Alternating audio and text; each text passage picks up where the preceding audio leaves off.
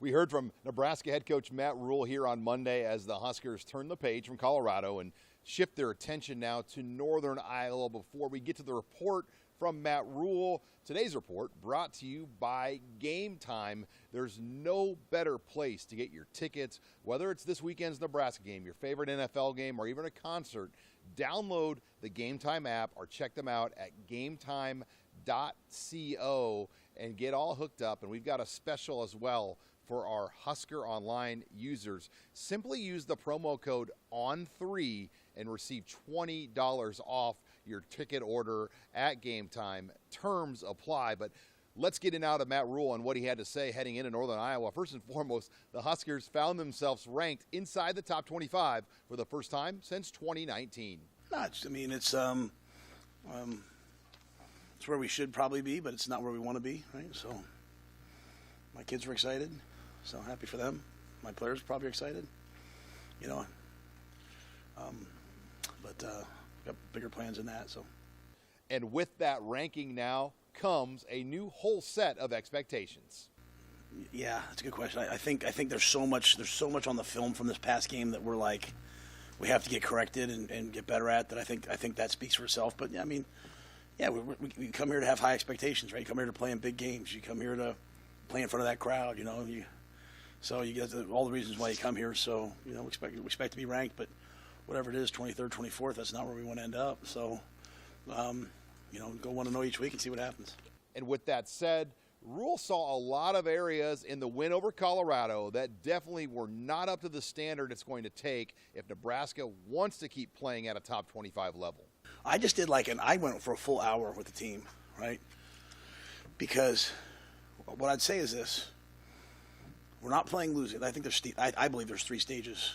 There's eliminating losing football, and then you play winning football, and then eventually you want to play championship football. I think we're playing winning football, and so we've got to get to championship football. And so there's a lot of things to learn from, right? And so, again, like I said last week, you correct the correctable things. You want the guys. I did it in front of the whole team, so the guys would take ownership. And 2 weeks in, let me say this about Colorado. That is a bunch of 4- and 5-star recruits. That is as talented and skilled a team as we will face.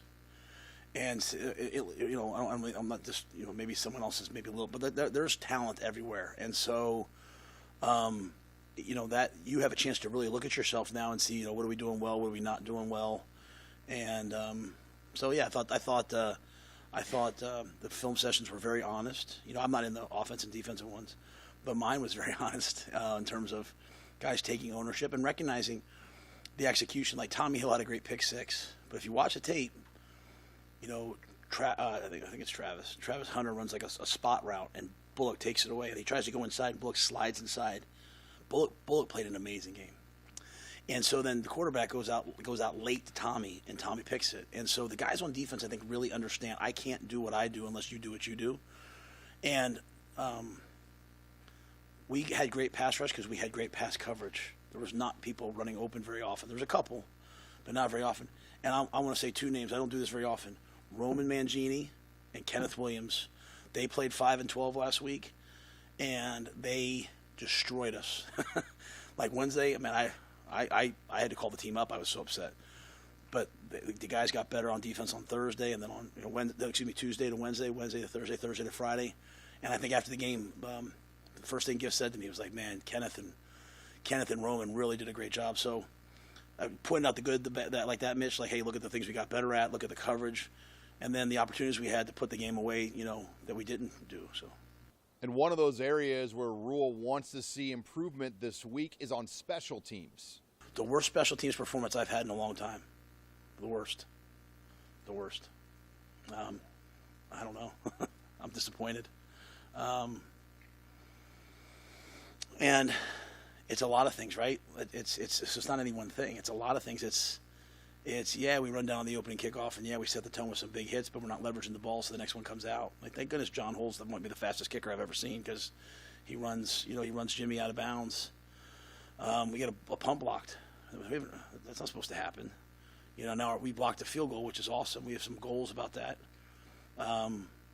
Buschini was a weapon. Like when the complimentary football was good, like the first drive we stopped them, they punt the ball to IGC. It bounces twice. He picks it up and he gets the ball back to the 50. Like, people aren't talking enough about what Isaiah's doing for us in the punt return. Yeah, he dives and catches the one. I don't love the dive, but he catches one at the 30. Then we go down and score in 2 minutes. So he's doing a great job. Kickoff return, the first one should have been a big hit. We don't hit it. The second one, the ball hits the ground. Now, I know Jacory lost it in the lights, and we practiced at 9 o'clock in the morning, and I put that on me. Maybe we're not catching up probably on the lights. Like last year, we practiced Wednesday nights, so I'll have to do some more of that this week. And then, we missed a field goal, and the snaps haven't been great on field goals, so I feel like the kickers now are worried about that. So there's a lot of things that aren't real good. We got the right man for the job, and Ed, he'll get it fixed. But the guys, I think the guys have to recognize that, we've got to do a better job, and I think they all felt that.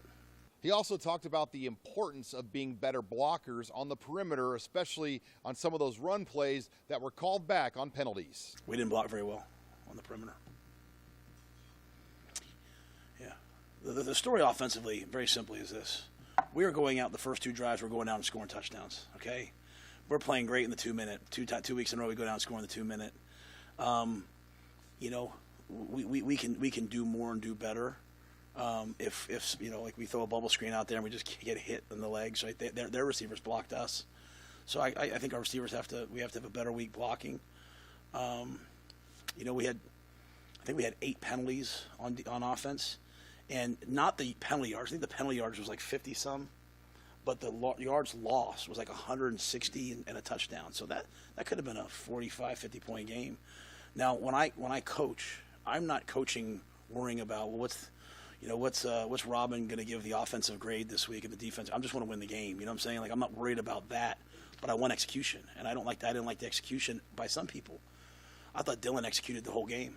I thought some guys executed the whole game, but I did not like some of the execution, and one of those was the perimeter blocking. I think it could be way better, and it was way better at times last year, way better last week. This wasn't the best week we've had. Rule praised the level of play of quarterback Dylan Raiola, and he said he challenged the entire offense to play up to his level. I told the offense a lot of them have to pick their intensity up to his level, not the other way around.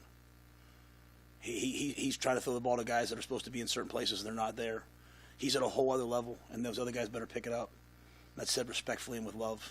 And I only say that because you guys sometimes ask me, like, hey, did you not throw it as much in the second half because of him? No, because of everyone else. Because other guys weren't playing at the level I wanted, and so we're having free runners. Like, they blitz us and the back misses it or the tackle misses it, and he's having to run around and make plays. But we had guys running wide open. We could have scored a lot more points. We threw a lot of shots in that game. A lot of them just didn't get thrown because he had to run. So we had no sacks because he avoided guys.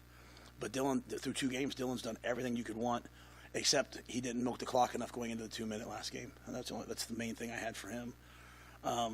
He can be sometimes too aggressive at times, and so me and him are. That's not Glenn. That's me and him just situationally communicating.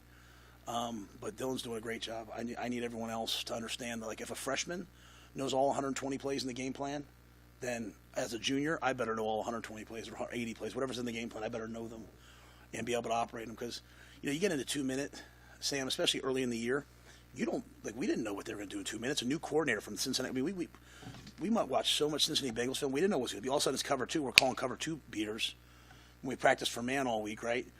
We go right to cover 2 beaters. He's over there like, hey, let's go to this play, and he hits it.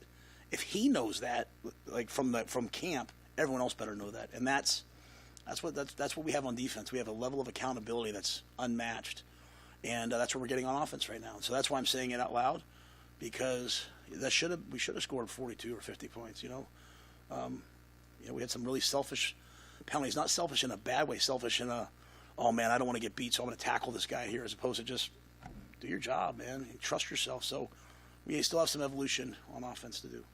Another player that has jumped out for the Huskers here through 2 games has been freshman wide receiver Jacory Barney. Yeah, he loves to play, man. He's 160 pounds. He gets that first jet sweep. They light him up on the sideline. He gets up and does this thing, right? Like, and it's not look at me. It's just joy, right? Like, I love watching Jacory play. I mean, you can't get the ball enough to him, in my mind. And so, this week I told the team, like, we're facing the number 21 team in FCS in the country. Like, they're one of the top run defenses in the country. Like, guys are going to compete for touches. Like, I'm not a schematic person. Like, I know a lot of football scheme. I've coached for some great coaches.